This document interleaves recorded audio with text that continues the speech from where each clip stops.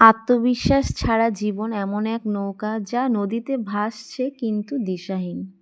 লজ্জা আর ভয় নিয়ে যারা চলে তারা জীবনে কোনো দিন বড় কিছু অর্জন করতে পারে না।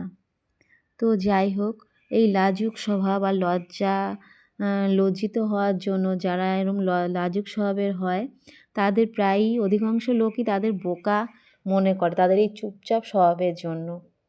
তো আর কিছু লোক এই চুপচাপ সরলতা মানুষগুলোকে সবসময় ঠকানোর চেষ্টা করে অনেক কিছু অনেক রকমের কথাবার্তা বলে। তো এটাই হয়। তো শুভ সকাল সবাইকে। কেমন আছেন সবাই? আশা করি সবাই খুব ভালো আছেন। সবাইকে জানাই আমার অনেক ভালোবাসা। সবাই খুব ভালো থাকবেন, সুস্থ থাকবেন। আমি চলে এসেছি রান্নাঘরে। আজকে সকাল হতেই মনে পড়লো যে আজকে ওই দাদা আসার কথা, বাইরে জঙ্গলটা পরিষ্কার করবে।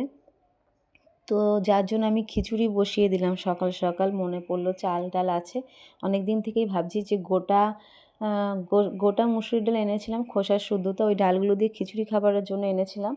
তো ভাবলাম খিচুড়ি করি আজকে সকাল সকাল, তাহলে সকালে অনেক কিছু করার ঝামেলাটা আমার থাকবে না, যেহেতু বাইরে আজকে একটু আমাকে সময় দিতে হবে।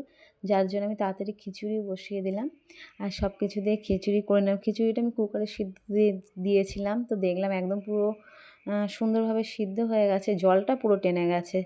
তো যাই হোক, তার জন্য আবার বড় কড়াইতে আমি বসিয়ে দিলাম খিচুড়িটা। শুকনো লঙ্কা ফোড়ন আর তেজপাতা দিয়ে আদা দিয়েছি।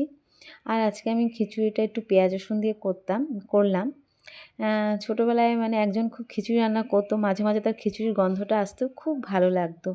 তো আজকে আমি ওই জন্য ওরকম চেষ্টা করলাম যে ওই ফ্লেভারটা যদি আসে, দেখি খিচুড়িটা কীরকম মানে গন্ধটা কীরকম হবে জানি না। ওর জন্য ওইটা মনে করেই আজকে খিচুড়িটা একটু অন্যরকমভাবে করলাম। ভালোই হয়েছে খেতে, খারাপ হয়নি। তো এখন বাবু ওদের 9টা বেজেও গেছে, ওদের খেতে দিয়ে দেবো। তো ডিম সিদ্ধ করে দিয়েছিলাম, ডিম সিদ্ধ আর খিচুড়ি দিয়ে দেবো ওদের খেতে।